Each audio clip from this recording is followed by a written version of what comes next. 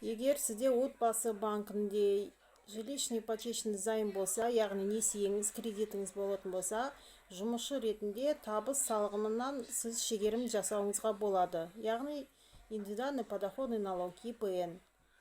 Ол үшін сіз главный бухгалтерға немесе сол мекеменің өзіңіздің жұмыс істейтін бухгалтериясына барып, договор ипотечного жилищного займа, график погашения ипотечного жилищного займа и документ, подтверждающий погашение займа, яғни квитанция.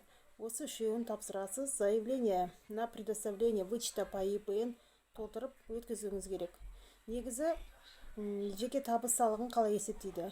Жеке табыс салығын зарплатаңыздан пенсионканы шегеріп тастайды, одан 14 МРП-ны шегереді, одан кейін 8 медстраховканы шегереді, одан кейін сізде міне ипотека болатын болса отбасы банкта, соның вознаграждениясын ай сайынғы соны шегеріп 10%-ке көбейтеді.